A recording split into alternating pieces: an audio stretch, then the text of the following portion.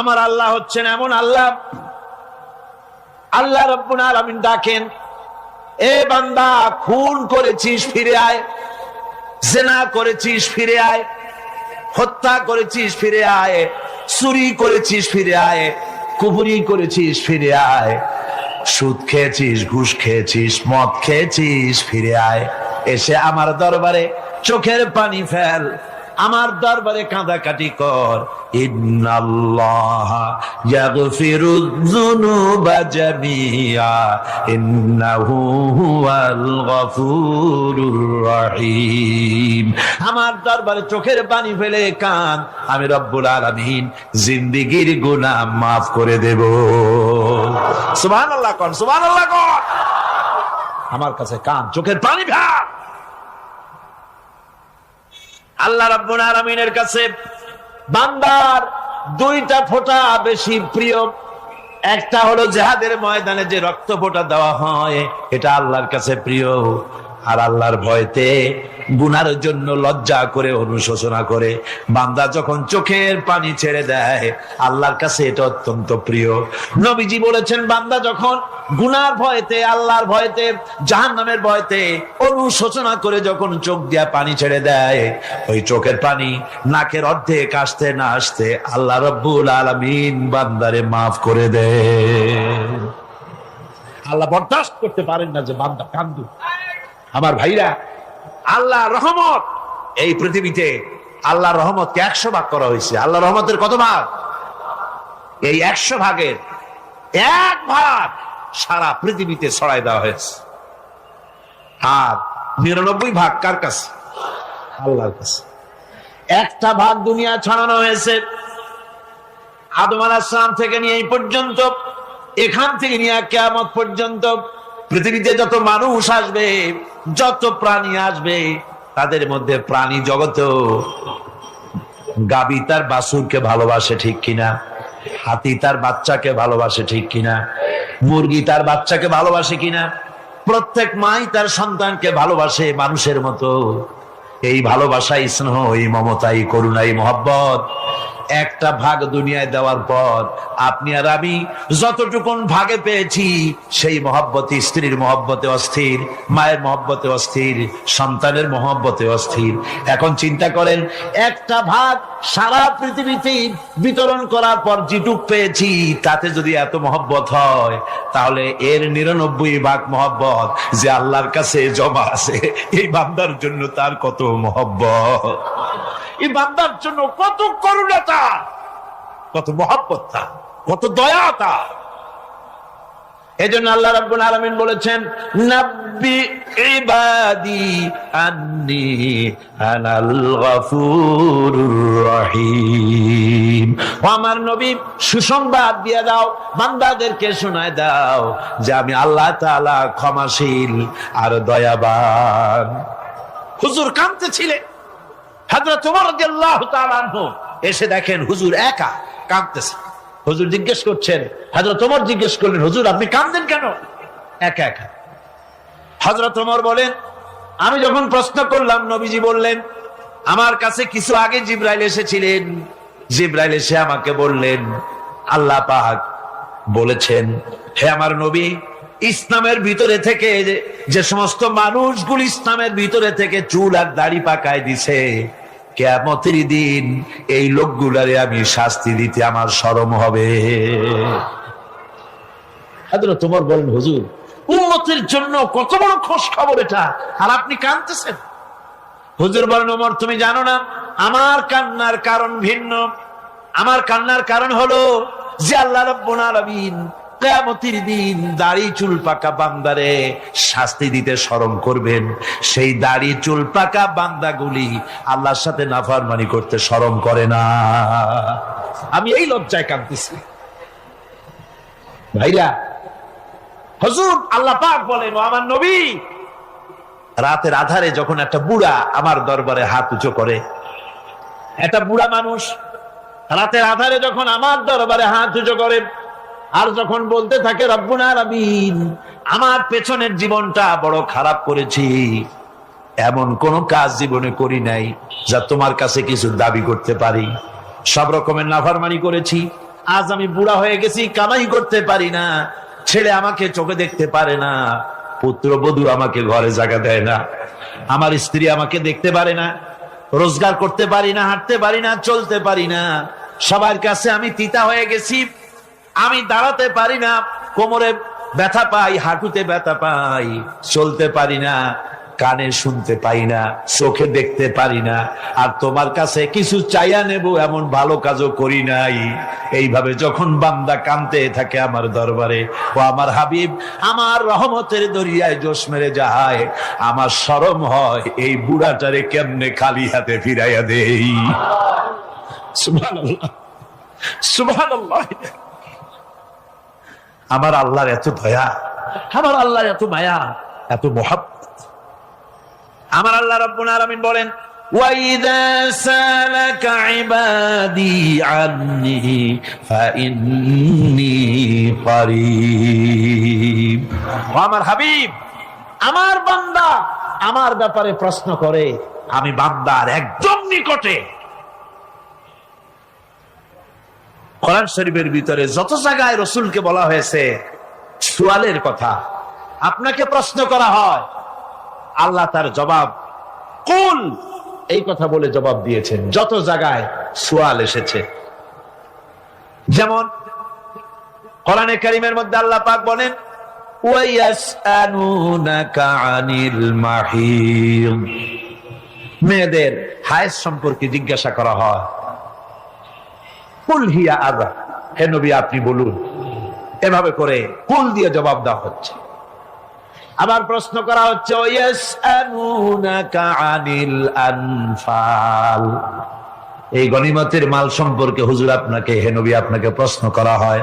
আল্লাহ কুল দিয়া জবাব দিলেন, আল্লাহ বলেন আপনি বলেন।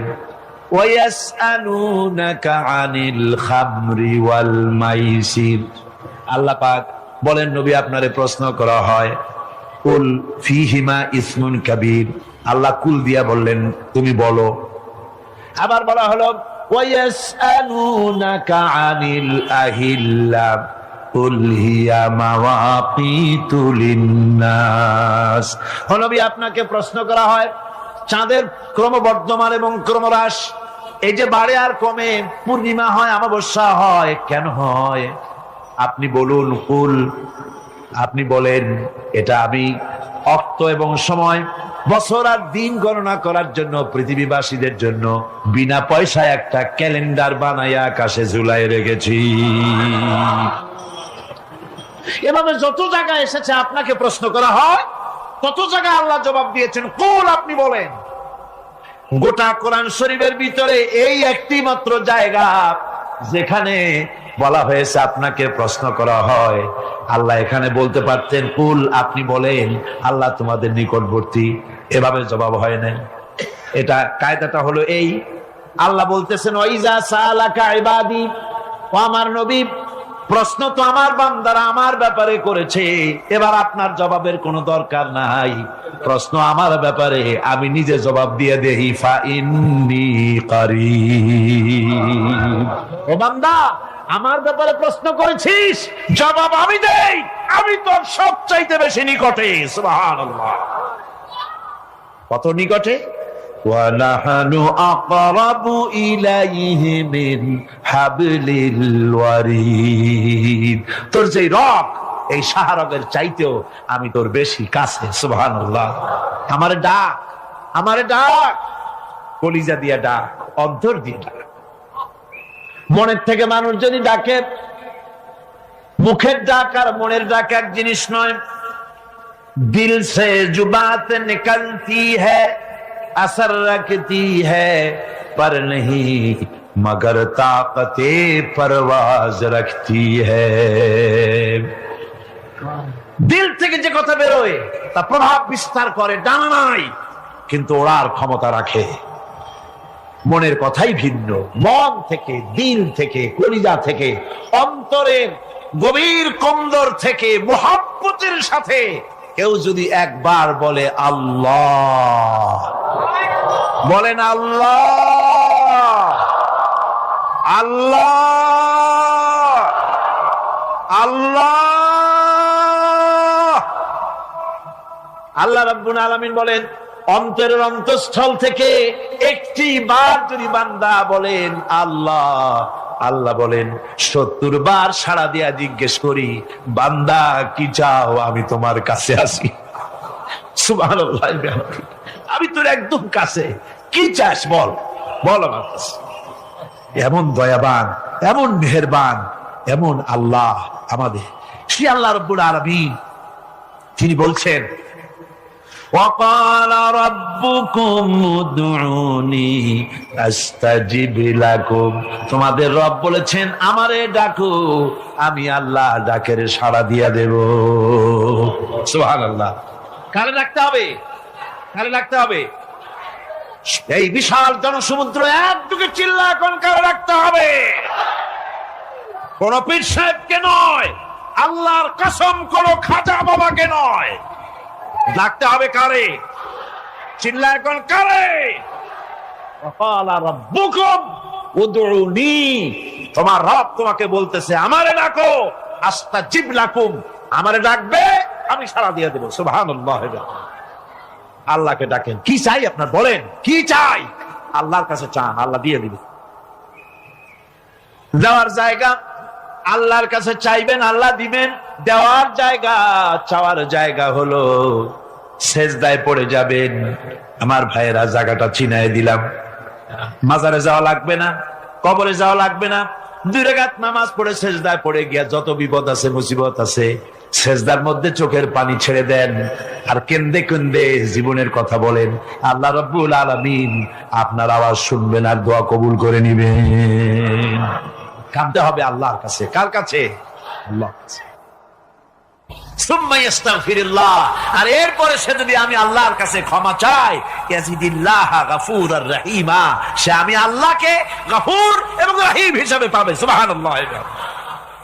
আল্লাহকে গফুর এবং রহিম হিসাবে পাওয়া যাবে। সব আল্লাহকে বলতে হবে, গুনাহ মাফ চাইতে হবে। এই জন্য হুজুর সাল্লাল্লাহু আলাইহি ওয়াসাল্লাম দৈনিক 100 বার তওবা পড়তেন। কোন হাদিসে আছে 70 বার, কোন হাদিসে আছে 100 বার তওবা পড়তেন। নামাজের পরে তো প্রত্যেক নামাজই পড়তেন হুজুর, সালাম ফিরাতেন আর সাথে সাথে বলতেন আল্লাহু আকবার, আস্তাগফিরুল্লাহ, আস্তাগফিরুল্লাহ, আস্তাগফিরুল্লাহ। মনে থাকবে আপনাদের? মনে থাকবে? সালাম ফিরাইয়া কি বলবেন? না, সালাম ফিরাবার সাথে সাথে বলবেন আল্লাহু আকবার, তারপরে পড়বেন আস্তাগফিরুল্লাহ, আস্তাগফিরুল্লাহ, আস্তাগফিরুল্লাহ। তওবা করবেন, আল্লাহর কাছে সবসময় গুনাহ মাফ চাইতে থাকবেন, বিনীত থাকবেন। আল্লাহকে পাওয়া যাবে, তাকে রহিম হিসেবে পাওয়া যাবে। সুতরাং ঈমান বিল্লাহ, আল্লাহর প্রতি ঈমান আনলে পরে 4 নম্বরের যে উপকারটা হবে সেটা হলো হতাশায় ভুগবে না, নিরাশায় ভুগবে না, আশায় বুক বেঁধে উঠবে, ঈমান মজবুত হবে, আল্লাহর কাছে মানুষ বিনয়ী হয়ে যাবে। এবার 5 নম্বরের উপকার আমি বলছিলাম, ঈমান বিল্লাহ, আল্লাহর প্রতি ঈমান আনলে পরে অসংখ্য উপকার হয়, অসংখ্য বৈশিষ্ট্যের আছে। এর 6টা উপকারের কথা আমি বলবো। কয়টা? অসংখ্য উপকারের ভিতরে প্রধান 6টি উপকারের কথা বলবো। এর বললাম কয়টা? 4টে বলেছি। এবার বলো 5ম উপকারের কথা। আল্লাহর প্রতি আপনি পূর্ব পশ্চিমে কতবার মুখ ঘোরালেন, এটাই কিন্তু আপনার আসল সৎ কাজ নয়। আসল সৎ কাজ হলো আল্লাহর প্রতি ঈমান আনা। এই ঈমানের ব্যাপারে 3টা দিন আমরা পার করে দিলাম, এখনো কথা শেষ হয় নাই। আল্লাহর প্রতি ঈমান আনলে পরে যে উপকারটা হবে 5 নম্বরে, সেটা হলো কঠোর এবং কঠিন বিপদের ভিতরে বান্দার ভিতরে অবিচলতা এবং ধৈর্যের সৃষ্টি হয়ে যাবে। আলহামদুলিল্লাহ। কঠিন বিপদ মুসিবত আসলে পরে সে অবিচল থাকবে। সারা দুনিয়ার বিপদ আপদ, শত্রুতা, দুঃখ, কষ্ট, মুসিবত, জুলুম, নির্যাতন সবকিছু পাহাড়ের মতো উঁচু হয়ে তাকে ঘিরে ফেলবে, কিন্তু তাকে এক চুলও নাড়াতে পারবে না। আলহামদুলিল্লাহ। সারা পৃথিবী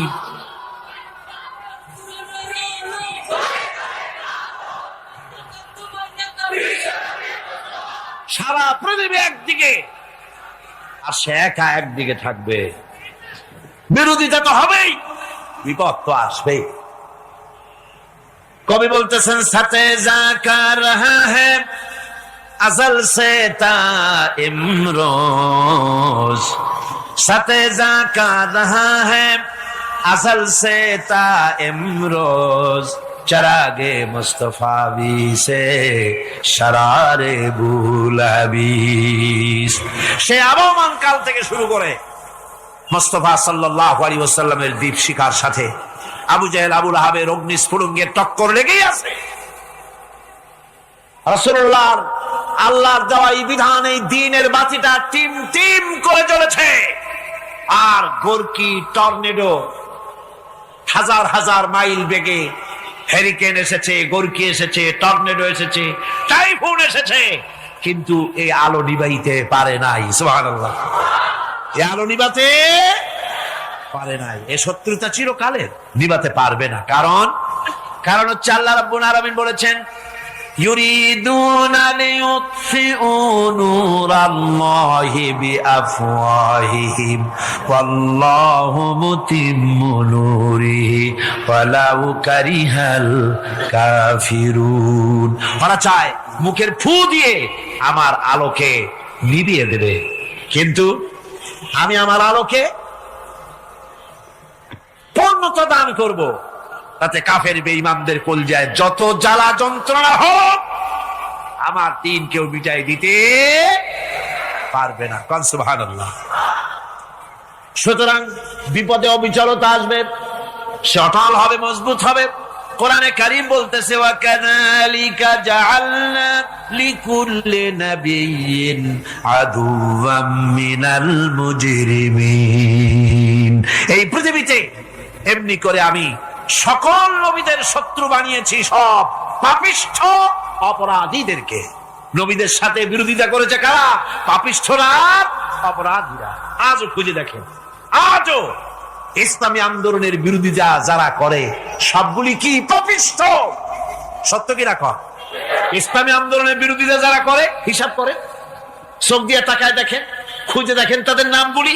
মদখোর, জিনাকার, বদমাশ, চোর, হাইজাকার, বেনামাজি, লুটেরা, মিথ্যাবাদী, সবচাইতে সমাজের নিকৃষ্ট লোকগুলি ইসলামের বিরুদ্ধে।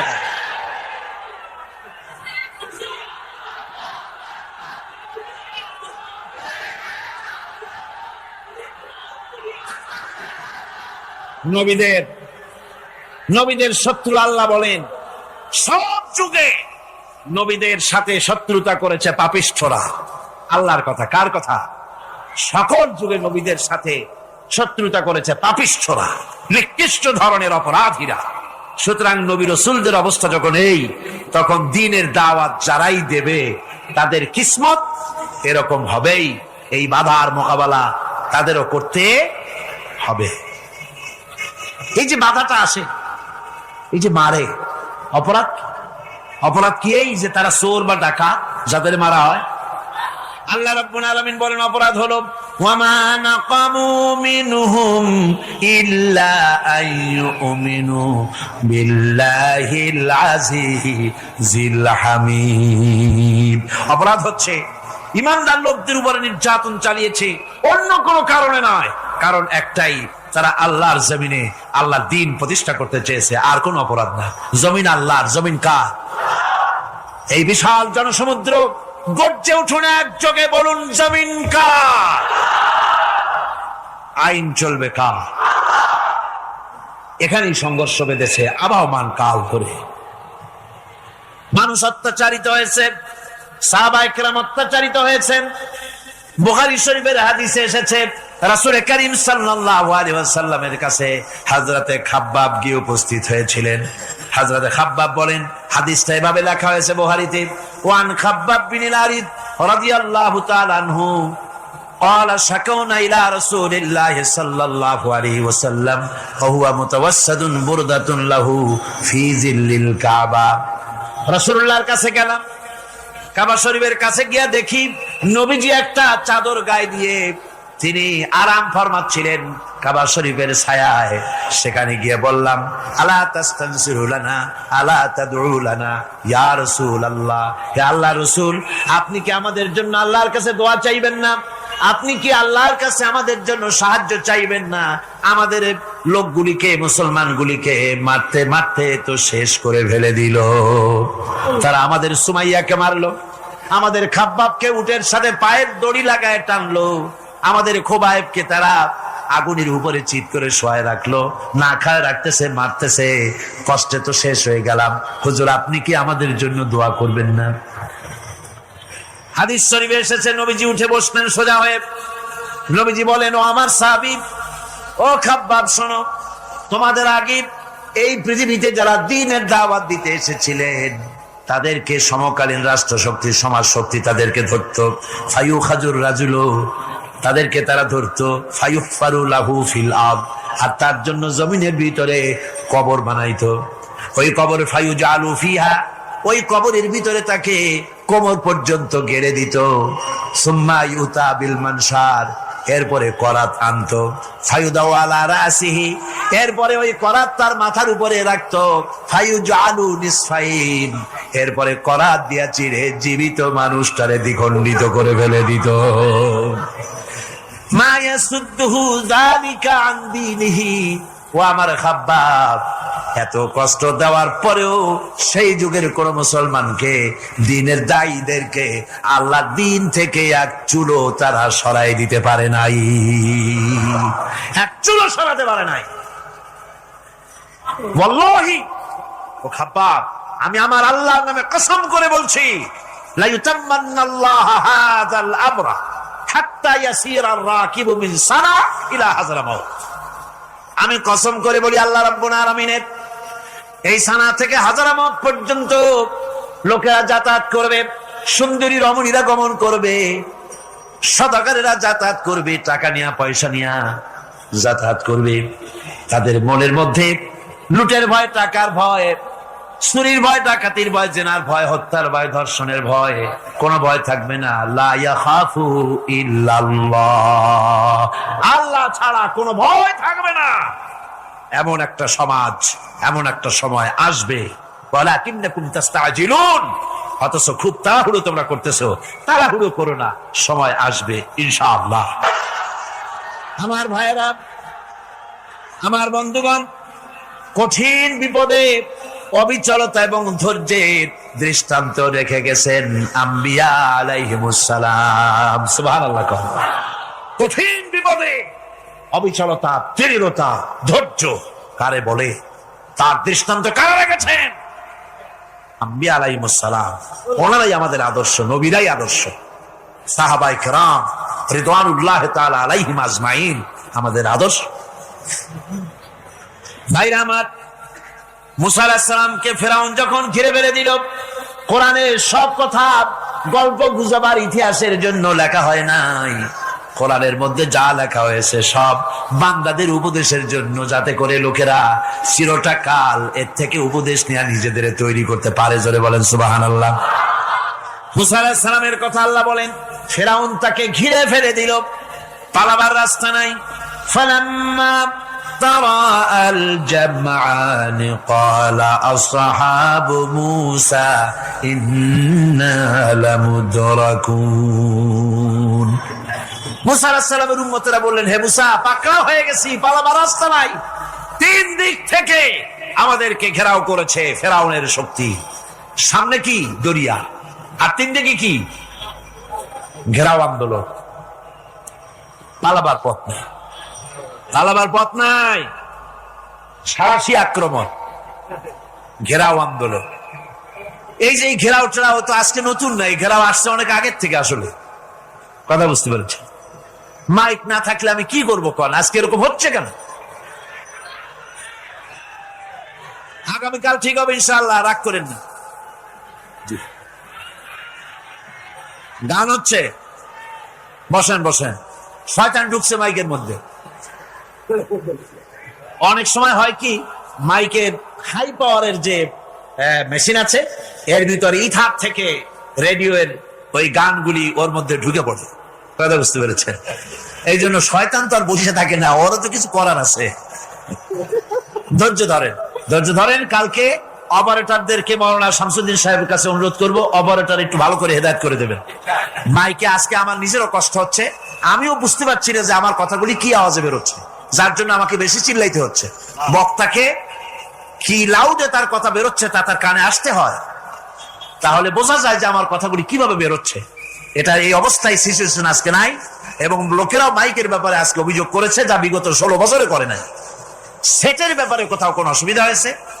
মাইকটা ভালো, এবং মাইক যারা দেন প্রতি বছর খেদমত করে, আল্লাহ তাদের প্রতি রহম করুন, সবাই বলেন আমিন। এদেরকে রাগ করে পথে পাই আবার মারধর করেন না। সিলেটের যে তাফসির মাহফিল হয়, বিগত 19 বছর তাফসির করেছি একটানা, এবার 20 বছর পুরো হবে ইনশাআল্লাহ। সিলেটে একটানা 20 বছর তাফসির করতেছি সেখানে। তো মাইক, একটা লোক বিনা পয়সা মাইক দেয়, মাইকের ভাড়া সে নেয় না, তাফসিরে মাহফিলের মাইকের ভাড়া নেয় না। যে বছর এরশাদ সরকার আমাকে প্লেন থেকে নামতে দিল না, আপনাদের মনে আছে, সিলেট থেকে ফিরাই দিল। এই খবরটা মাইকম্যান যখন শুনেছে যে আমাকে নামতে দেয় নাই, ফিরাই দেওয়া হয়েছে, সাথে সাথে স্ট্রোক করেছে, হার্ট ফেল করে দুনিয়া থেকে বিদায় হয়ে গিয়েছে। সিলেটে তাফসির হতে পারবে না এই কথাটা বরদাস্ত করতে পারে না। আমি কেঁদেছি আর দোয়া করেছি, আল্লাহ কোরআনের মহব্বতে লোকটার এই অবস্থা হলো, তোমার জান্নাত তুমি দয়া করে তাকে দান করে দিও। কাজে কোন ব্যবসায়ী চায় না যে তার ব্যবসাটা খারাপ হোক, লোকেরা মন্দ বলুক। এ মাইকের ব্যাপারে আপনারা আজকে রাগারাগ করেন না, যা হয়েছে কালকে ভালো হবে ইনশাআল্লাহ। সবাই বলেন ইনশাআল্লাহ। এখন চলেন আমরা ফেরাউনের অবস্থা দেখি গিয়া কি করতেছে ফেরাউন। মুসা আলাইহিস সালামকে ঘেরাও করে ফেলেছে, পালাবার উপায় নাই, একদিকে দরিয়া, 3 দিকে ফেরাউনের শক্তি। এই যে ঘেরাও টেরাও মানে নতুন তো না, ধর্মঘট নতুন না, এ পুরানা জিনিস। এই পৃথিবীতে সর্বপ্রথম ধর্মঘট কিসের উপরে হয়েছে জানেন? এই পৃথিবীর প্রথম ধর্মঘট হয়েছে পেঁয়াজ, রসুন আর ডাইলের উপরে, মুসা আলাইহিস সালামের জামানায়। লান নাসবিরা আলা তাআমিন ওয়াহিদ, আমরা এক রকমের খাদ্য আর খাবো না, আমাদের পেঁয়াজ দেওয়া লাগবে, ডাল দেওয়া লাগবে, রসুন দেওয়া লাগবে। সর্বপ্রথম ধর্মঘট হয় মুসা আলাইহিস সালামের জামানায়, সেখান থেকে শুরু হয়েছে। কিন্তু মশাল মিছিল যে আসলো কই থেকে, এইটা আমি খুঁজে পাইনি।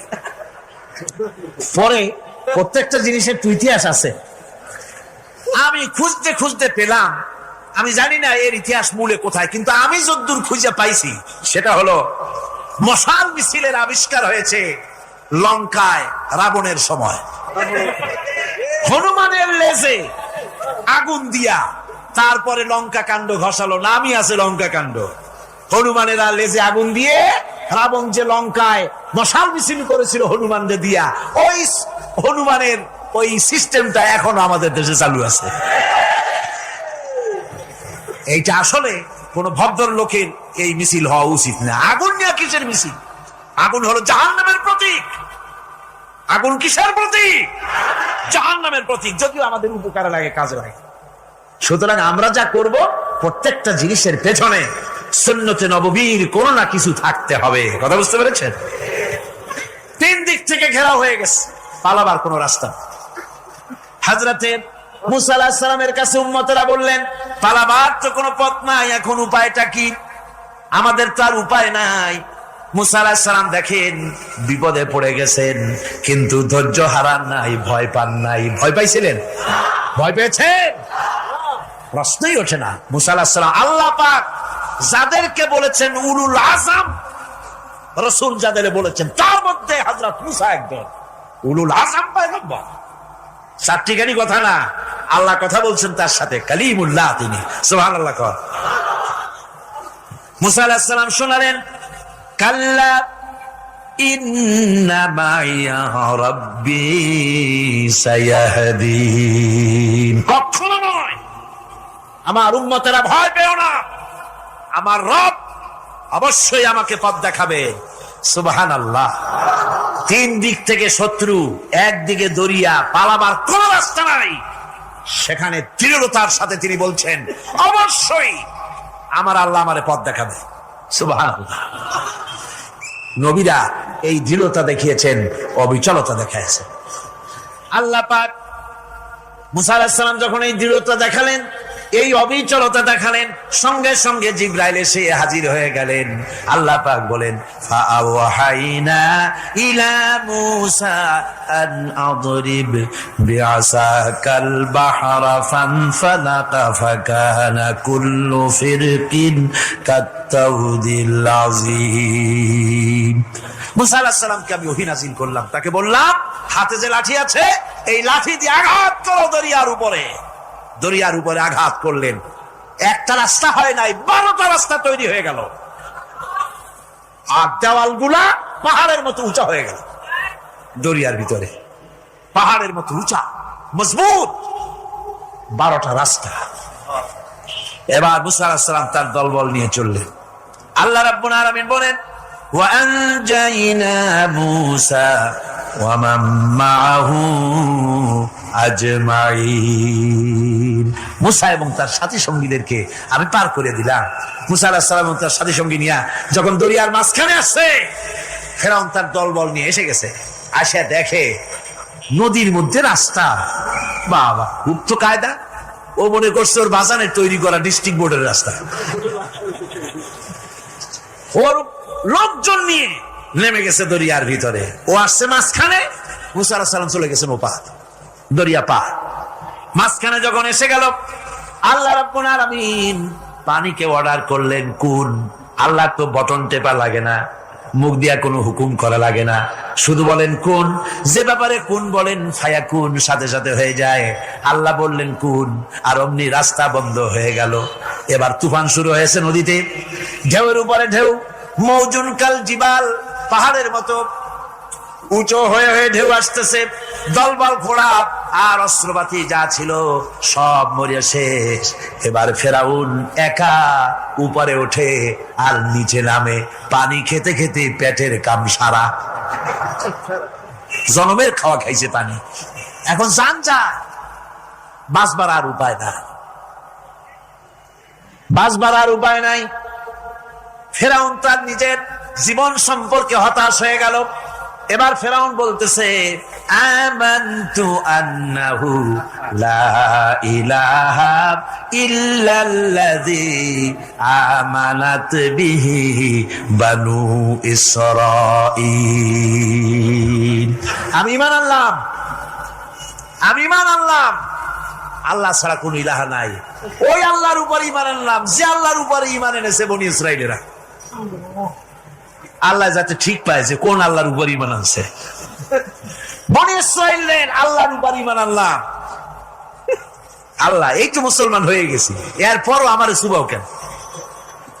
আল্লাহ রাব্বুল আলামিন জবাবে বলেন, আল আন, এখন ওয়াকাদ আসাইতা ক্বাবলু ওয়া কুনতা মিনাল মুফসিদিন। এখন ঈমান আনার কথা বলছো, অথচ যুগের পর যুগ, বছরের পর বছর ধরে আমার মানুষের উপরে মন গড়া আইন চালায়েছ, আমার পয়গম্বরের সাথে বেয়াদবি করেছ। আজ তোমাকে আমি ছাড়ছি না, তোমাকে আজকে ছেড়ে দেব না, আমি তোমাকে মারব। আর সমস্ত প্রাণীগুলিকে, স্থলচর প্রাণীগুলিকে আল্লাহ পাক অর্ডার দিয়া দিলেন, এই ফেরাউনের লাশকে ডুবাবি না, পচাবি না, খাবি না। আলিয়াউমা নুনাজ্জিকা বিবাদানিক, আমি তোমার শরীরে বাঁচায় দেব। পোকে খাবে না, পানিতে পচবে না, মাছে খাবে না, কুমিরে খাবে না, দুনিয়ার কোনো পশুতে খাবে না। আমি তোরে শুটকি বানাইয়া রাখবো, যাতে করে দুনিয়ার সমস্ত ফেরাউন যত যুগে যুগে আসে তোরে দেখে যেন হেদায়েত নিতে পারে। ফেরাউনকে আল্লাহ শুটকি বানায় রাখছে। আমি ফেরাউনদের লাশ দেখেছি ব্রিটিশ মিউজিয়ামে। ফেরাউন তো একটা না, অনেকগুলা। আসলদারে অবশ্য দেখিনি। ব্রিটিশ মিউজিয়ামে ওই ফেরাউন গুলার লাশ যখন অসুবিধা হয়, মমিগুলি, তখন ইংল্যান্ডে নিয়ে যায় চিকিৎসা করাবার জন্য। চোখ টোক আছে গর্তের ভিতরে, তারপরে চামড়া টামড়া হাড়ের সাথে মিশানো, ওইভাবে চেহারা দেখলে মনে হয় যে সত্যি ফেরাউনিগুলো। আর ব্রিটিশের কাম মিশর থেকে নামছে এমন কোন জিনিস নাই। আমি সেখানে এক বক্তৃতা বলছিলাম, আপনারা এদের এখন সভ্য, এদের এখন ভদ্র, এরা হলো ইন্টারন্যাশনাল চোর। ওরা সারা দুনিয়া চুরি করেছে। লন্ডনে বক্তৃতা করেছি, সারাটা দুনিয়া চুরি করছে, আমাদের দেশকে শোষণ করেছে। এই বিশাল ভূভাগকে শোষণ করে ইংল্যান্ডের দ্বীপটাকে তারা সাজাইছে। তারা ময়ূর সিংহাসনের, শাহজাহানের ময়ূর সিংহাসনের ময়ূরের বাম চোখে কোহিনূর মণি লাগাইছিলেন। শাহজাহান ময়ূরের ডান চোখে কোহিনূর মণি লাগায় নাই। কোহিনূর মণির অনেক দাম, আমি দেখে এসেছি মণি। এখন সেটা কুইন এলিজাবেথের মুকুটের শোভা পাচ্ছে। সেই মণি এমনি বলে প্রবাদে 7 রাজার ধন 1 মাণিক্য, বলেন এরকম অনেক দাম। শাহজাহান দেখালেন, আমি মুসলমান, আমার কাছে এটার দাম নাই, এই জন্য ময়ূরের ডান চোখে লাগালাম না, বাম চোখে লাগাই দিলাম। এইটারে চুরি করছে। তারপরে মিশর থেকে, মিশরের মমি চুরি করেছে, জুতা চুরি করছে, ছাতি চুরি করছে, পিসা চুরি করেছে। আমি বললাম এগুলা কি ভদ্রলোক নাকি? এরা জুতা চোর, পিসা চোর, লাঠি চোর, সব চুরি করছে। যাই দেখেন ব্রিটিশ মিউজিয়ামের মধ্যে সব দুনিয়ার চুরি করা জিনিস নিয়ে তারা মানুষকে দেখাইয়া পয়সা অর্জন করছে। টিপু সুলতানের তরবারিটা পর্যন্ত চুরি করেছে। আজ পর্যন্ত ব্রিটিশ মিউজিয়ামে টিপু সুলতানের তরবারিটা আছে, আমি তরবারিটা দেখে এসেছি। আমার বন্ধুগণ, বলতেছিলাম যে পৃথিবীতে আল্লাহ রাব্বুল আলামিন নবীরা তাদের চরিত্র দিয়ে বিপদের মোকাবেলা করে, দুনিয়ার সামনে কঠিন বিপদের মোকাবেলা করে অবিচলতা, দৃঢ়তা দেখায় গেছেন যে কেমন করে এই পৃথিবীতে বিপদের সামনে মোকাবেলা করতে হয়। ধৈর্য ধরতে হবে। বিপদ আসবে পাহাড় সমান হয়ে, আপনাকে ধৈর্য ধারণ করতে হবে সেভাবে বুক বেঁধে। যেহেতু এটা যদি বিশ্বাস হয় যে আমার কিসমতে যা আছে তার থেকে বেশি কিছু হবে না, তাহলেই আপনার ধৈর্য আসবে, ভয় পাবেন না। কথা ঠিক কিনা কন? এবারে হযরত হুদ আলাইহিস সালাম সম্পর্কে আল্লাহ রাব্বুল আলামিন বলেন, হযরতে হুদকে যখন ষড়যন্ত্র হলো, কাফির বেঈমানেরা তাকে মেরে ফেলার জন্য যখন সরকারি ষড়যন্ত্রে লিপ্ত হয়ে গেল, হযরতে হুদ সমাজের এই চ্যালেঞ্জের মোকাবেলা করলেন। হযরত হুদ বলেন, ফাকিদুনি জামিআন সুম্মা লা তুনজিরুন ইন্নী তাওয়াক্কালতু আলাল্লাহি রাব্বি ওয়া রাব্বিকুম। তোমরা তোমাদের ষড়যন্ত্র আমার বিরুদ্ধে যত পারো আমার বিরুদ্ধে ষড়যন্ত্র চালাও, এতটুকুন আমার অবকাশ দিও না। আমি এমন আল্লাহর উপরে ভরসা করেছি যার হাতের ভিতরে তোমাদেরও জান আর আমারও জান। যা পারো তাই করো।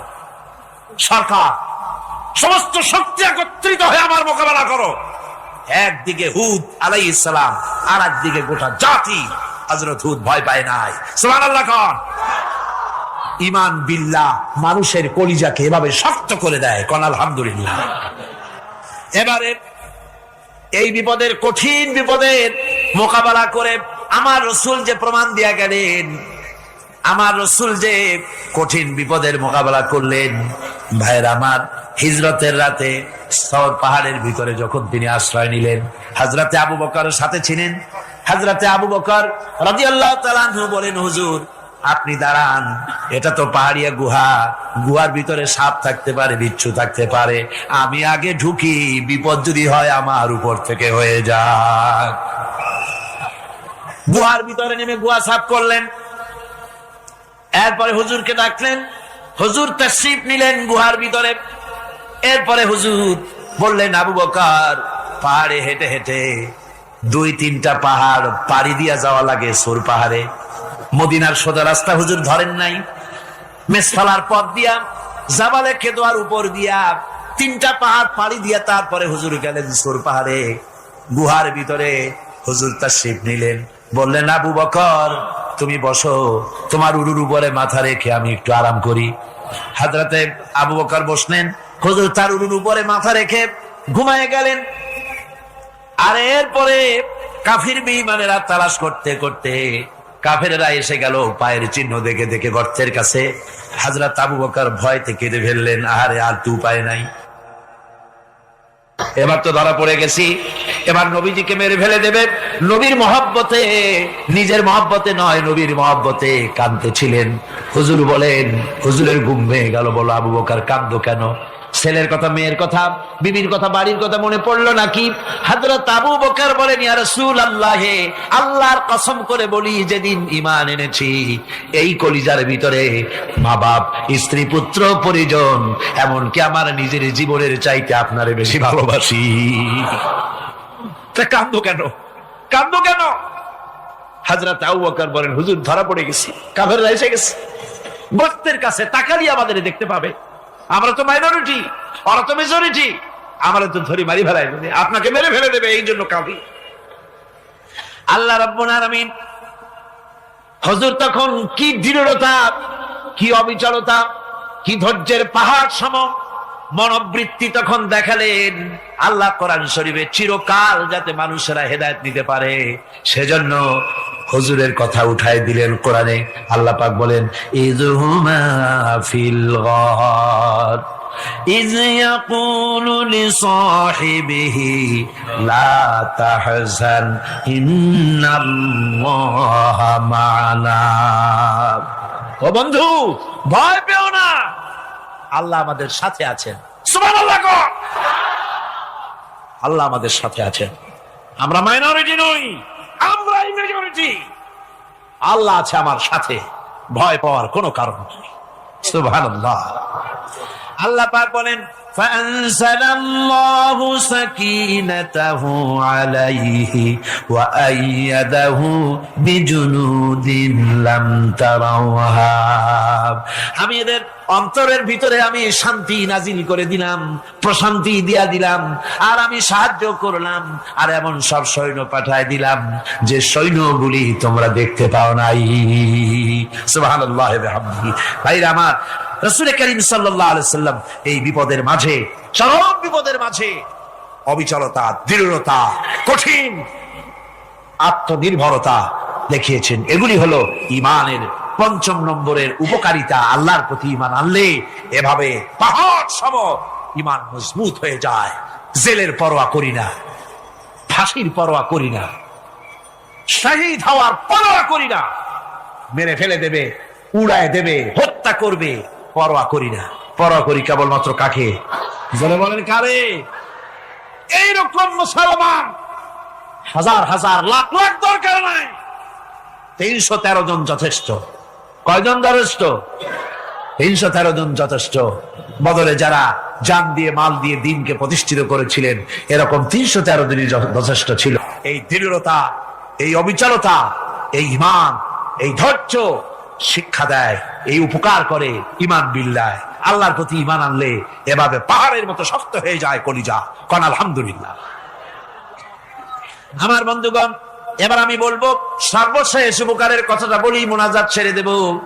কয়টার কথা বলছিলাম? উপকার 6টা উপকারের কথা বলেছি। অনেকগুলি বৈশিষ্ট্য, অনেকগুলি উপকারের মধ্যে আল্লাহর প্রতি ঈমানের 6টা উপকারের কথা 5টা বলা হয়ে গেছে।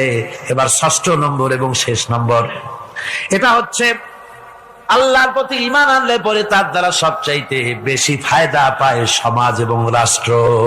কোন আলহামদুলিল্লাহ। কোন আলহামদুলিল্লাহ। আল্লাহর প্রতি ঈমানের দ্বারা নৈতিক সংশোধন হয় এবং রাষ্ট্র আর সমাজ সবচাইতে বেশি উপকৃত হয়। কারণ হলো ঈমানদার ব্যক্তি আল্লাহর প্রতি যে ঈমান এনেছে, তার মনের মধ্যে ধারণা এটা হয়, আমার কোনো কাজ তো গোপন থাকে না। ইন্নাল্লাহা লা ইয়াখফা আলাইহি শাইউন ফিল আরদি ওয়ালা ফিস সামা। আল্লাহর কাছে গোপন বলতে কিছু নাই, আকাশেও নাই, জমিনেও নাই, কোনো কিছু গোপন নাই। সুতরাং আমি যা করি সব আল্লাহ দেখেন এবং শোনেন।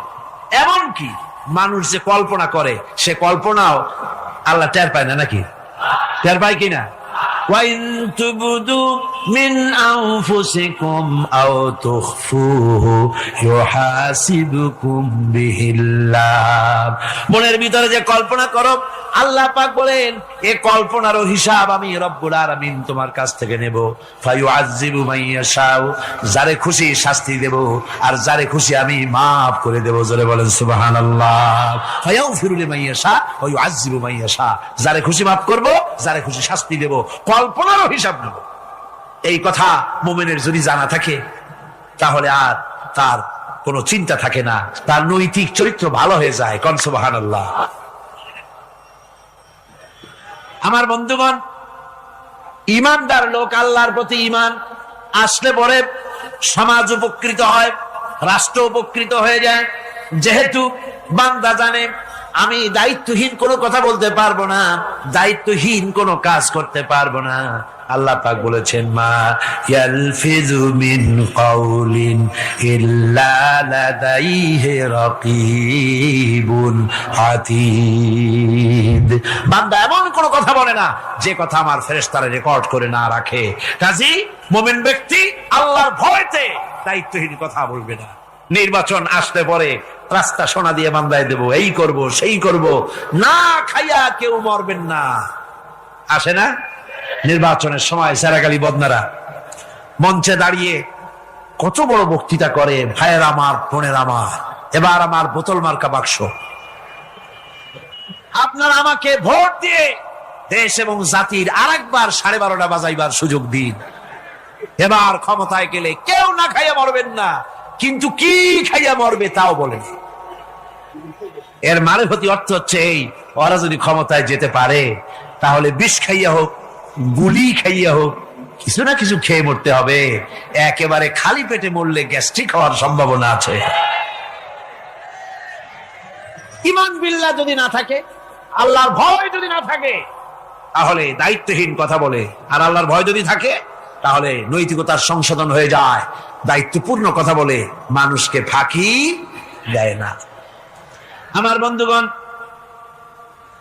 আল্লাহ রাব্বুল আলামিন তার বান্দা যারা আল্লাহকে ভয় করে, সে ভয় করা বান্দাগুলির মনের মধ্যেই চিন্তা এসে যায়, আমি যেখানে থাকি না কেন আল্লাহ আমাকে দেখতেছেন, শুনতেছেন।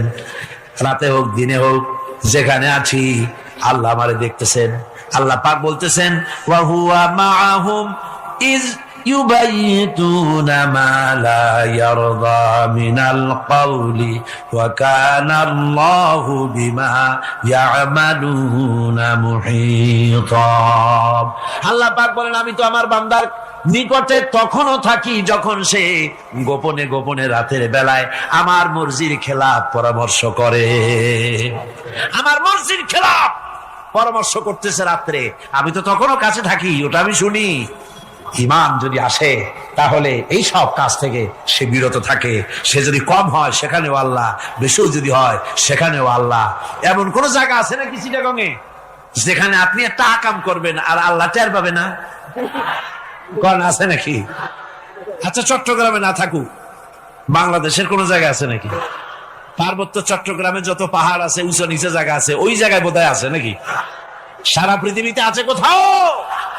আল্লাহকে ফাঁকি দেওয়ার জায়গা কোথাও? সব স্পষ্ট। আল্লাহ কি ঘুমায় নাকি? ঘুমায়? তার কাছে দিনও যা, রাতও তা, সমানে তিনি দেখতে পান, শুনতে পান, সবকিছু দেখতে পান, সবকিছু শুনতে পান। তাকে ফাঁকি দেওয়ার কোন উপায় না। এই জন্য ৬ষ্ঠ নম্বরের উপকার যেটা হয় সেটা হলো সমাজ উপকৃত হয় ওই মানুষ দিয়ে যার মধ্যে ঈমান আছে। হযরত ওমর রাদিয়াল্লাহু তাআলা আনহু রাতের আধারে শেষ রাত্রে ঘুরতেছিলেন, দেখেন এক বাড়িতে কথা হচ্ছে, কথাবার্তার আওয়াজ পাওয়া যায়। মনে করলেন কোন অসুখ বিসুখ নাকি। ঘরে গিয়ে কান পাচ্ছেন দেওয়ালের সাথে, শুনতে পাচ্ছেন ভিতরে বুড়ি মা তার মেয়েকে বলছে, এই মেয়ে ওঠ, উটের দুধ দোয়াই নিয়ে আসছি, এর মধ্যে পানি মিশা, তারপর সকালে বাজারে নিয়ে যা। মেয়ে বলছে, মা এই কামটা আমি পারবো না। কেন পারবি না? হযরত ওমর ফরমান জারি করেছেন, দুধে পানি মিশাতে নিষেধ করেছে, কাজে এই কাজটা আমি পারবো না। আরে বেটি, আমিরুল মুমিনিন দেখ এখন কোথায় যাই ঘুমাই আছে, সে কি দেখতেছে নাকি যে পানি মিশাই না কি মিশাই? মেয়ে বলতেছে, মা আমিরুল মুমিনিনকে ফাঁকি দেওয়া যেতে পারে, তার পুলিশ বাহিনীকে ফাঁকি দেওয়া যেতে পারে, কিন্তু আল্লাহ রাব্বুল আলামিনের চোখকে ফাঁকি দেওয়া যাবে না। হযরত ওমর এই কথা শুনে বাড়ি চলে গেলেন, আর নিজের ছেলেকে ডেকে বললেন, ছেলে আমার, অমুক জায়গায় একটা বাড়ি আছে, আর সেখানে একটা যুবতী মেয়ে আছে, ওই মেয়েটার বিয়ে হয়েছে কিনা শোনো, যদি বিবাহ না হয়ে থাকে তুমি তোমার নিজের বিয়ের প্রস্তাব দাও।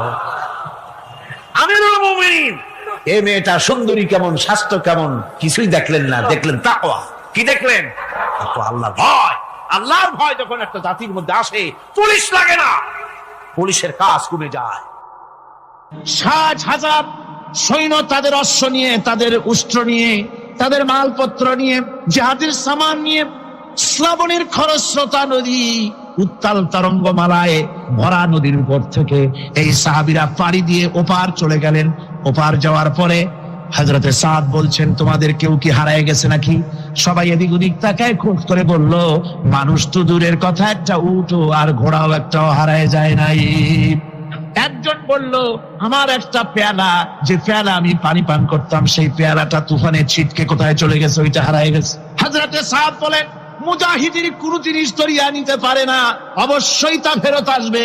এই কথা তিনি বলতেছিলেন, হঠাৎ করে দরিয়ার কিনারে একটা আওয়াজ হলো, দেখা গেল তুফানের ভিতরে সেই হারানো বাটিটা তাদের মধ্যে বেরিয়ে এসেছে।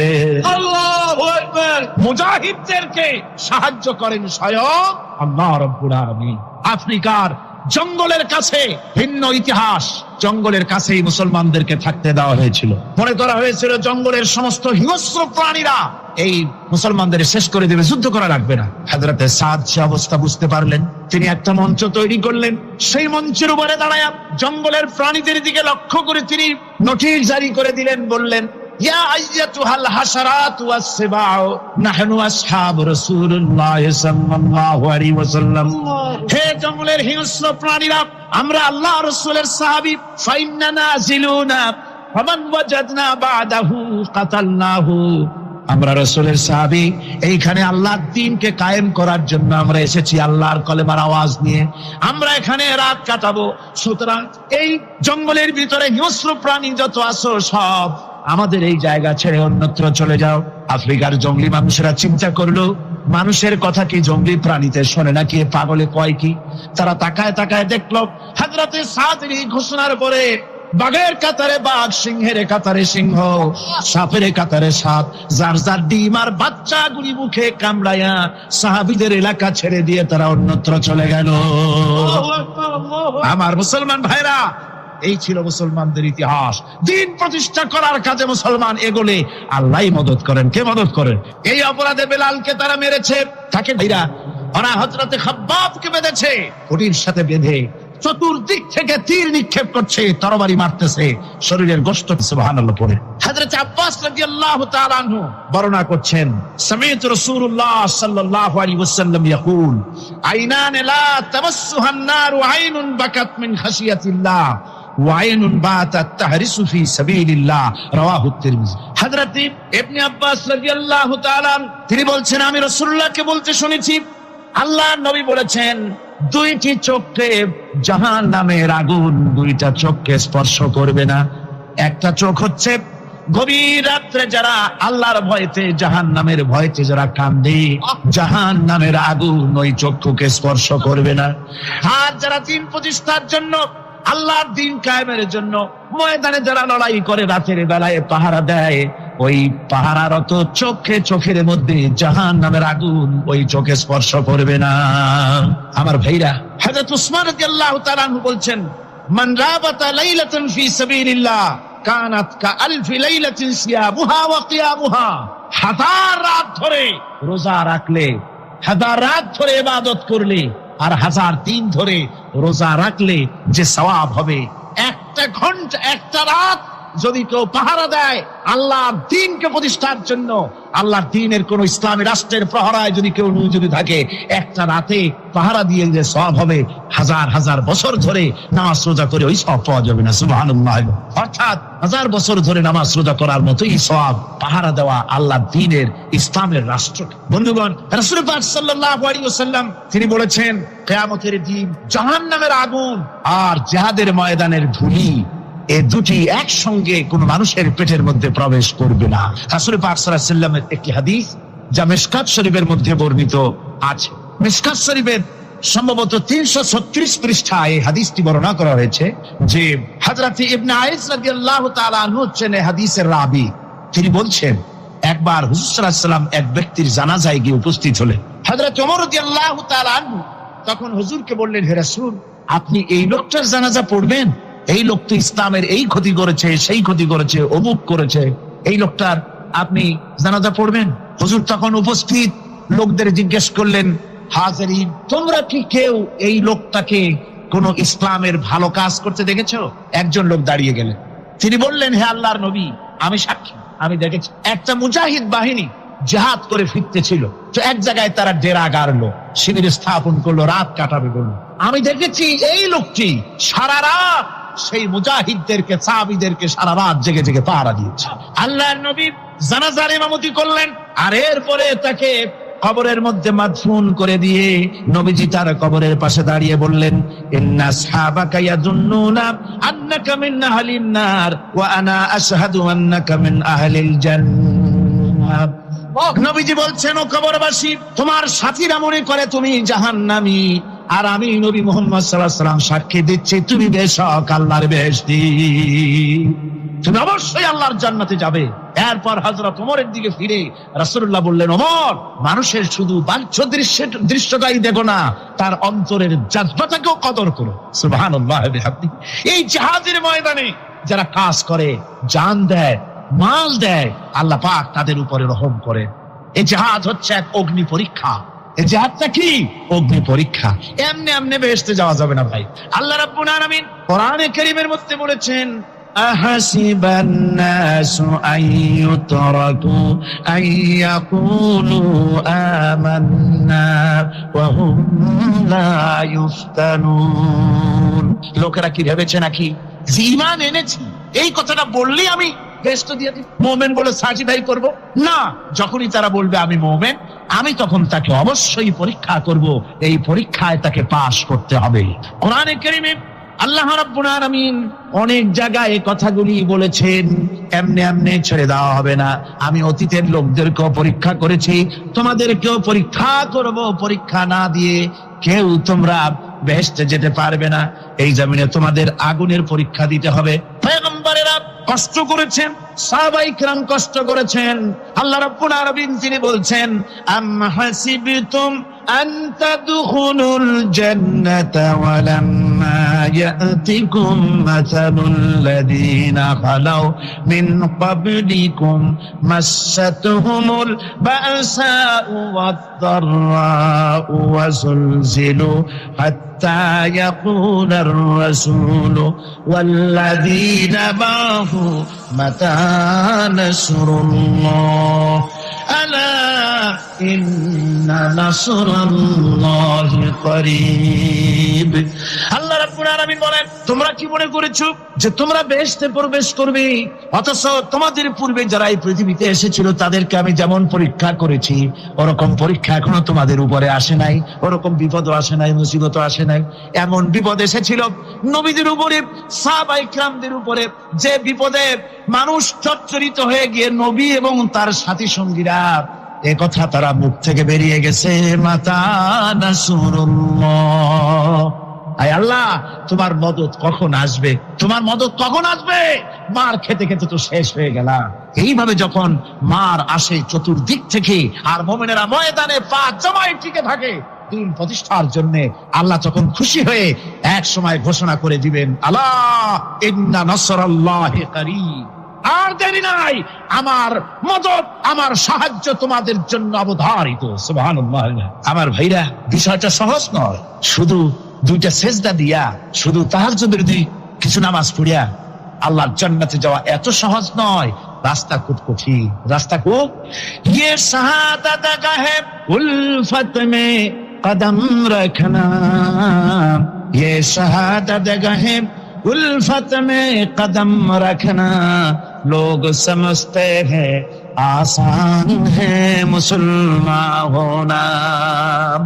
এটা হলো শাহাদাতের উত্তপ্ত ময়দানে পা রাখা। লোকেরা মনে করে ইসলাম গ্রহণ করা, মুসলমান হওয়া বুঝি বড় সহজ ব্যাপার। এত সহজ না। আমরা হানফি মাসলাকের লোক, ইমাম আবু হানিফার মাসলাক অনুযায়ী চলি। আমরা মনে করি বেহেশতে এমনি যাব, কিন্তু আমাদের ইমাম সাহেব কি করছেন ওই ইতিহাস আমাদের জানান। খাজা বাবার মহব্বতে অস্থির। রজব মাস আসলে পরে বড় বড় ডেক্সি চড়ায়, সেই ডেক্সির উপরে লাল শালু বিছায়, তারপরে টাকা পয়সা রোজগার বহুত করে। আসলে তো খাজা না, আসলে হচ্ছে ইয়া খাজা কুস্তু আজা, পেট তো ভরে যায়। পেট ভরার জন্য পয়সা করে ইনকাম করা। খাজার লা ইলাহা ইল্লাল্লাহ এই চিশতিয়া তরিকার জিকির গ্রহণ করা হয়েছে, কিন্তু চিশতিয়া তরিকা যে আরেকটা আছে, কারাগার পর্বতে পৃথিবীরাজের সঙ্গে লড়াই করা, সেইটার কাছে নেই আমরা। সেটা ইমাম আবু হানিফা শুধু মাসলাই বলেন নাই, দিন প্রতিষ্ঠার জন্য রক্ত দিয়েছে, ঠিক কিনা? 8টি বছর পর্যন্ত কারারুদ্ধ ছিলেন। তাকে জিজ্ঞেস করা হয়েছে, ইমাম সাহেব জেলের মধ্যে তো আছেন, কষ্ট হয়? ইমাম সাহেব বলেছেন, না কষ্ট হয় না, তবে মাঝে মাঝে একটু কষ্ট হয় মনে। 2-4 মাস পর পর আমার বুড়ি মাকে এনে হাজির করা হয় জেলখানার মধ্যে, আর আমার মায়ের সামনে আমাকে পেটানো হয়, যেন মা আমাকে বলে যে এদের সাথে একমত হয়ে যা, সেই জন্য পেটানো হয়। আমার মা আমার মায়ের দেখে, আর মায়ের চোখ থেকে পানি পড়তে থাকে, তখন আমার মনে বড় কষ্ট লাগে। তবে আলহামদুলিল্লাহ মা আমার এমন, আমার মা দেখেন আর হজম করেন। সর্বশেষ যে ব্যক্তি জাহান্নাম থেকে মুক্তি লাভ করবে, তাকে আল্লাহ পাক বলবেন, ফেরেশতাদেরকে বলবেন, আমার ফেরেশতারা আমার এই বান্দাকে জান্নাত এবং জাহান্নামের মাঝখানে রেখে দাও। জান্নাত এবং জাহান্নামের মাঝখানে লোকটি যখন থাকার জায়গা পাবে, সে জান্নাতের দিকে তাকায়া দেখবে আর কাঁদতে থাকবে। আল্লাহ পাক জিজ্ঞেস করবেন, বান্দারে যুগের দিকে তাকাইলে স্বামী আনন্দ পায়, খুশি হয়। এখন এমন কয়জন আছে বুকে হাত দিয়া বলেন যে বিবির দিকে তাকাইলে বড় আনন্দ জাগে, মনে ফুর্তি জাগে, মনটা দিল খুশি হয়ে যায়। আমি আমার পর্দানের মাকে বলবো, মা ও মা, চেষ্টা করো স্বামীকে খুশি করার জন্য, সাজগোজ যা করবা স্বামীর সামনে সাজো। অনেক সময় বিবির আছে দেখবেন ঘরে থাকে পুরো একেবারে পেতনির মতো, বাহিরে গেলে পরিমণি, কথা কয় না কা? ঘরে থাকে কাজের বুয়া, আর বাইরে যায় কি হইয়া? ডানা কাটা পরি হইয়া। ওরে বাপ রে বাপ। আবার এই রোগ কিন্তু কিছু যুবকদের মধ্যে আছে। আপনি যেমন আপনার বিবির একটু সাজগোজ অবস্থায়, সুন্দর অবস্থায় দেখতে চান, আপনাকেও তো আপনার বিবি একটু ভালো অবস্থায় দেখতে চায়। ঘরে থাকে পুরা কামলা। ঘরে কি অবস্থায় থাকে? মনে হয় যেন কামলা দিয়ে আইসে আর কি। যখন বাহিরে যায় দেখবেন তখন প্যান্ট লাগায়, স্যুট লাগায়, গেঞ্জি লাগায়, এখানে স্প্রে দিয়ে একেবারে শেষ করে ভরে লাইছে। তুমি এই সৌন্দর্য কারে গিয়া দেখাইবা? অফিসে গিয়া তোমার বিবিরে দেখাও, আর তোমার বিবিও তোমার সৌন্দর্য দেখাবো। এই ঘরের ভিতরে রহমত আর বরকত দিবেন কে? কাপল ব্লগিং করে লাভটা কি? এইগুলো সমাজে দেখায় লাভটা কি বলেন? বিবিরে মহব্বত করো, প্রেম নিবেদন করো, সারা রাত তাহাজ্জুদের সওয়াব পাইবা। কিন্তু কাপল ব্লগিং কইরা মানুষকে দেখাইবা, বিবিকে বেপরদায় বের করবা, আল্লাহর গজব আসবে এই ঘরে। কথা ঠিক না বা ঠিক? জোরে কর। আর যদি সেটা বিবি না হইয়া যদি সেটা কি হয়? বান্ধবী হয়, তাহলে তো গুনার উপরেই কি আরো গুনাহ। আল্লাহ তুমি হেফাজত করো, জোরে কানা আমিন। নবীজি বলেন, 1 নাম্বার আল্লাতী তাসুররুহু ইজা নাযারা, যেই বিবির দিকে তাকাইলে স্বামী বড় আনন্দ পায়, স্বামীর দিলটা বড় খুশি হয়ে যায়, ওই বিবি হবে পৃথিবীর ভিতরে সবচেয়ে দামি বিবি, ওই বিবি হবে পৃথিবীর ভিতরে সবচেয়ে উত্তম বিবি। এটা হলো তার 1 নম্বরের চিহ্ন, 1 নম্বরের আলামত। 2 নম্বর আলামত আল্লাহর নবী কয়, অতুতিহু ইজা আমারা, স্বামী যখন কোনো আদেশ করে ওই বিবি সঙ্গে সঙ্গে ওই কাজটা পুরা করে। সুবহানাল্লাহ, জোরে কোন সবাই। স্বামীর আদেশ মানে, এখন বলেন তো বর্তমান ঘরের নারীরা স্বামী যদি কয় ডাইনে সে যায়, আছে না নাই? স্বামী যদি কয় বাবার লগে থাকো, মার লগে থাকো, কয় না তোমার বাপ মার লগে থাক, মুখে ঢাকা শহরে বাড়ি ফ্ল্যাট নাও, আছে না নাই? শ্বশুর শাশুড়ির কাছে রাখতে চায় না, শাশুড়ির খেদমত করতে চায় না, শ্বশুরের খেদমত করতে চায় না। এই রকমের কিছু কপাল পোড়া বিবি সমাজের মধ্যে আছে না নাই? অতুতিহু ইজা আমারা, স্বামী আদেশ করলে স্বামীর আদেশ মানে, কখনো অমান্য করে না, ঘাড় বাঁকায় না, ঘাড় মটকায় না, না পারবো না, আমার দ্বারা সম্ভব না, যাও বাসায় আম্মা একটু পানি গরম করতে হয়েছে কইরা দাও, কইরা লাও গা। যাও এখন একটু ভাতটা রান্না করো। কয় আমি পারবো না, তুমি নিজেই করে আলাও। স্বামীর কথা মানে না। যেই নারী স্বামীর কথা মানে না ওই নারী কোনোদিন উত্তম নারী হতে পারে না। যেই নারী তার স্বামীর কথা মানে ওই নারীর মর্যাদা বাড়ায় দেয় যিনি তিনি কে। এই জন্য আল্লাহর নবী বলেছেন, লাউ কুনতু আমুরান আহাদান আন ইয়াসজুদা লি আহাদিন লা আমারতুল মারআতা আন তাসজুদা লি জাওজিহা। নবী ডাক দিয়া বলে, শোনো উম্মতেরা, হাদিসে কুদসি আল্লাহর রাসূল বলেন, কয় যদি আমি মুহাম্মদ দুনিয়ার কোনো মানুষকে মানুষ হইয়া যদি মানুষকে সেজদা করার পারমিশন দিতাম, দুনিয়ার নারীদেরকে বলতাম তোমরা তোমার স্বামীর পায়ে সেজদা করো। যদি মানুষ হইয়া মানুষকে সেজদার পারমিশন থাকতো, কোনো মানুষকে সেজদা দেওয়া জায়েজ থাকতো, তাহলে সর্বপ্রথম স্ত্রীদেরকে বলতাম তোমরা তোমার স্বামীর পায়ে সেজদা দাও, কারণ স্বামী হলো তোমার সবচেয়ে বড় পীর। সুবহানাল্লাহ বলবেন না সবাই? এই জন্য নবী আমার আরেক হাদিসে বলে, আল মারআতু ইজা সাল্লাত খামসাহা ওয়া সামাত শাহরাহা ওয়া আহসানাত ফারজাহা ওয়া আতাআত বালাহা ফালতাদখুল মিন আইয়ি আবওয়াবিল জান্নাতি শাআত। আল্লাহর নবী কয়, যেই মহিলা 4 কাজ করবে সে বিনা হিসাবেই জান্নাতি। সুবহানাল্লাহ কোন সবাই? 1 নম্বরে 5 ওয়াক্ত নামাজ, 2 নম্বরে রমজান মাসের রোজা, 3 নম্বরে পর্দা করা, 4 নম্বরে স্বামীর আনুগত্য করা। স্বামীর আনুগত্য করা ছাড়া কোনো মায়ের জন্য জান্নাতে যাওয়ার রাস্তা আছে না নাই? কোনো রাস্তা নাই।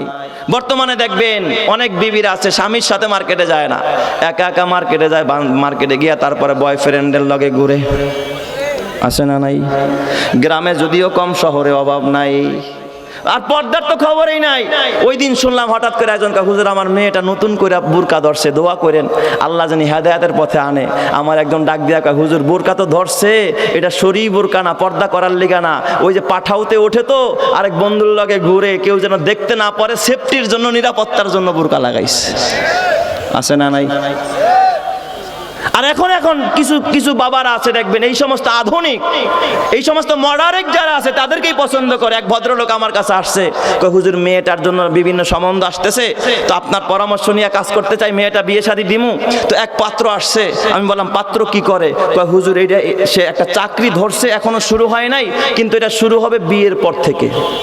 আমি কই দুরু মিয়া, বিয়ের পর থেকে চাকরি করে না? বিয়ে ছাড়া নাকি বলে এই ব্যবসা করা যায় না। আমি বললাম বিয়ের পরে ব্যবসা করবো, এটা কি ব্যবসা, নাম জানেননি? কয় হুজুর সে একটা ওই কাপল ব্লগিং খুলতেছে আর কি। আমি কাপল ব্লগিং, এটা আবার কি জাতীয় ব্যবসা? আমার তখনও ধারণা ছিল না। পরে বললো এটা নাকি মানে লাইক কমেন্ট পাওয়া যায়, ভিউ হয়, আর লক্ষ লক্ষ ডলার কামাই করা যায়। আমি এই ব্যবসা করব, তার মানে কারে নিয়ে? এটা নাকি একা করা যায় না, এটা বিয়ের পর থেকে আমার মেয়েও নাকি সুন্দরী, তার চয়েস হয়েছে, এই জন্য আমার মেয়েকে নিয়ে সে কাপল ব্লগিং খুইলা একটা ইউটিউব চ্যানেল খুলবে, আর এ দিয়া পয়সা উপার্জন করবে। এ দিয়া নাকি ঢাকা শহরে অনেকে 5 তলা বাড়িও করে ফেলাইছে। পরে আমি বললাম এই আশায় আপনার মেয়ের পণ্য বানাবে, আপনার মেয়ের উলঙ্গ করে ছবি দিবে, আপনার মেয়ের গোপন অঙ্গগুলো মানুষকে দেখাবে, আপনার মেয়ের সাথে আপনার জামাই ডলাডলি করবে, আর এই ছবিগুলো সমাজের মধ্যে ভাইরাল করবে, আপনি কি এটা চান? আস্তাগফিরুল্লাহ হুজুর, এটা যদি জানতাম আগে, ওরা তো জুতাটা পিটাইতাম আগে। কপাল, এরকম কপাল পরা যুবক আছে না নাই? এখন বাপ মায়ও কিছু কয় না, বলেন যে এই সমস্ত ছেলেমেয়েরা এই সমস্ত আকাম কুকাম করে, ওরা কি আসমান থেকে আইছে না? আপনার আমার ভাই বোন, কিন্তু বাধা দেওয়ার কেউ নাই এখন সমাজের ভিতরে। এ মুসলমান, সুস্থ বিনোদন এখন চলে না, অসুস্থ বিনোদনে দেশটা ভরে গেছে। এই যে মহিউদ্দিন হাসান খান ভাই আমার আগে কথা বলছে না, আপনাদের ফরিদপুরের সন্তান মহিউদ্দিন হাসান খান ভাই, উনি তো মাশাআল্লাহ সুস্থ বিনোদন দেয় আপনাদেরকে, সুস্থ বিনোদন, কোরআন হাদিস সমর্থন করে, এই রকমের বিনোদন উনি করে। এইগুলো দেখেন, এইগুলো না দেখা আপনি ওই রকমের কাপল ব্লগিং দেখবেন, আরেকজনের বিবিকে দেখবেন, হারাম গুনাহ হবে, তারপরে নেকেট দেখবেন, অন্যান্য পর্নোগ্রাফি দেখবেন, চোখ নষ্ট হবে, দিমাগ নষ্ট হবে, ঈমান নষ্ট হবে, খোদার জাহান্নামে জ্বলতে হবে। কথা ঠিক না বা ঠিক? জোরে কর। আল্লাহ যুব সমাজকে হেফাজত করে, জোরে কর আমিন। তো দুনিয়ার মধ্যে শ্রেষ্ঠ নারীদের আলামত কয়টা? সবাই বলেন কয়টা? 1 নম্বরে আল্লাতি তাসুররুহু ইজা নাজারা, যখন তার দিকে তাকায়, তাকাইলে স্বামী কি পায়? আনন্দ পায়, স্বামী আনন্দ পায়। আর 2 নম্বরে গুণ হলো অতুতিহু ইজা আমারা, যখন সে আদেশ করে স্বামীর প্রতিটা কথা অক্ষরে অক্ষরে মেনে চলে, স্বামীর কথা সে মেনে চলে, এটা হলো 2 নম্বরের গুণ। আর 3 নম্বর হলো ওয়ালা তুখালিফুহু ফি নাফসিহা, স্বামী যখন কোনো বৈধ কাজের আদেশ করে তখন ওই মহিলা স্বামীর বিরুদ্ধাচরণ করে না। বৈধ কাজে স্বামী কি করে না, বিরুদ্ধাচরণ করে না। ও মা, স্বামী যদি বলে বিবি গো তুমি এখন মার্কেটে যাইতে পারবা না, মানেনি, আমি নিয়ে আসবো তোমার জন্য 3 পিস, যা লাগে লিপস্টিক আইলেন আমি সব নিয়ে আসবো, কয় না আমার যাইতে হবে। অথচ একটা লিপস্টিক কিনতে গিয়া 10 দোকানদারের লগে হাসি দিয়া কথা কয়, অথচ সারাদিনে স্বামীর লগে হাসি দিয়া কথা কয় না, মনে হয় যেন আল্লাহ ঠাডা হালাইছে। ঘরের ভিতরে মুখ এমন বন্ধ করে, স্বামীর লগে হাসে না, অথচ প্রত্যেকটা দোকানদারের লগে হাইসা হাইসা কথা বলছে। বলেন তো এই নারীর আমল নামায় সোয়াব হইছে না গুনাহ হইছে? আরো জোরে কোন গুনাহ। এই জন্য আল্লাহর কোরআন বলে ইয়া নিসান নবী লাস্তুন্না কাহাদিম মিনান নিসা, হে নবীর বিবিগণ তোমরা কিন্তু অন্যান্য বিবিদের মতো না। ইনিত্তাকাইতুন্না ফালা তাখদানা বিল কওল, খবরদার খবরদার, বেগানা ভিন পুরুষের সাথে কথা বলার সময় মধুর কণ্ঠে, মিষ্টি কণ্ঠে, সুন্দর ভাষায় বেগানা পুরুষের সাথে কথা বলা যাবে না। নিষেধ করেছেন কে? আর এখন নারীরা দেখবেন স্বামীর সাথে মেজাজ দেখায়, অথচ দেবরের সাথে এমন কথা কয় পারে না যে দেবরে এখনই নিয়ে আসে। স্বামী জিজ্ঞাসা করতে যে কি করো, রান্না শেষ হয়েছে নি? চোখে দেখুন আল্লাহ কি তোমার চোখ নিয়ে গেছে নি? পক্ষান্তরে দেবরে যদি জিগায় ভাবি কি করেন, কয় কিরে তুই তো একটু শীতের দিন যায় খোঁজ খবরও নেস না, আছে না নাই? আর যদি বয়ফ্রেন্ড আর গার্লফ্রেন্ড হয়, কয় কিরে বিয়ের পর ভুলে গেলি নি? কয় না রে দোস্ত, দুনিয়ার সব বলতে পারি, তবে কি আর বলতে পারি সেই স্কুল লাইফের সেই স্টোরি আর বলা যায়? এই যে মিডাই লাগানা কথা বলছে, বলেন তো ওই বয়ফ্রেন্ড তারে ফোন দেওয়া বন্ধ করবে না, আরো জনমের ফোন দিবে? স্বামী আর কয়বার দেয়, তার থেকে 1000 বার তারা বেশি ফোন দেয়। ঠিক বললাম না ভাই? ঠিক বললাম। খবরদারও দুনিয়ার মায়েরা। এই জন্য আমার আল্লাহ জানে, আল্লাহ বলে ফালা তাখদানা বিল কওল, বেগানা পুরুষের সাথে কথা বলার সময় মধুর কণ্ঠে কথা বলবা না, মিষ্টি কণ্ঠে কথা বলবা না, বেশি ভদ্রতা দেখানোর দরকার নাই। ফায়াতুমা আল্লাযী ফি কলবিহি মারাদ, কেননা তোমরা তো জানো না কিছু কিছু মানুষ এমন আছে চেহারা বড় ভালো কিন্তু অন্তরটা বড় কালো, ওর অন্তরে খারাপ। তুমি মধুর কণ্ঠে কথা বলবা, সে তোমার প্রেমে পড়বে। আর যদি প্রেম না করতে চাও তোমাকে অ্যাসিড নিক্ষেপ করবে, তোমার দুনিয়াও ধ্বংস আখিরাতও ধ্বংস। এই নির্দেশনা দিলেন যিনি, তিনি কে? ফায়াতুমা আল্লাযী ফি কলবিহি মারাদ ওয়া কুলনা কাওলাম মারুফা। আল্লাহ ডাক দিয়া কয় তবে আবার কর্কশ ভাষায়, তবে আবার গরম কথাও বইল না। গরম বললেও জ্বালা আসে না নাই? অনেক সময় যদি একটা ছেলে কোনো মেয়ের সাথে গরম কথা কয়, দেখবেন তার এসিড মারে, তার বিরুদ্ধাচরণ করে। এই জন্য আল্লাহ শিখায়া দেয় নরমও বলবা না, নরম পড়লে প্রেমে বলবে, গরম পড়লে তোমার বিরুদ্ধে লাগবে। নরম বলার দরকার নাই, গরম বলার দরকার নাই। ওয়াকুলনা কাওলাম মারুফা, বেগানা মানুষের সাথে কথা বলার সময় তোমরা স্বাভাবিকভাবে কথা বলো। স্বাভাবিক কথা বললে প্রেমেও পড়বে না, বিরুদ্ধেও লাগবে না, সমাজ সুন্দর হয়ে যাবে। ঠিক না? ঠিক জোরে কান। ইফতিজিনও করবে না, তোমার অ্যাসিড নিক্ষেপ করবে না। এই জন্য আমার মাকে ডাক দিয়া বলবো, মা স্বামীর বিরুদ্ধাচরণ করবা না, স্বামীর অনুমতি ছাড়া ঘরের বাইরে যাইবা না। কোনো মা যদি স্বামীর অনুমতি নিয়ে ঘর থেকে বের হয়, কসম আল্লাহর, ওই নারীর যদি রাস্তায় অ্যাক্সিডেন্টও মারা যায়, স্বামীর সন্তুষ্ট নিয়ে ঘর থেকে বের হয়েছে, স্বামীর অনুমতি নিয়ে ঘর থেকে বের হয়েছে, ওই নারীর জন্য জান্নাতের ব্যবস্থা করে দিবেন যিনি, তিনি কে? কারণ আল্লাহর নবী বলেছে যে স্ত্রী মারা যায় অথচ তার স্বামী রাজি থাকে, তার প্রতি সন্তুষ্ট থাকে,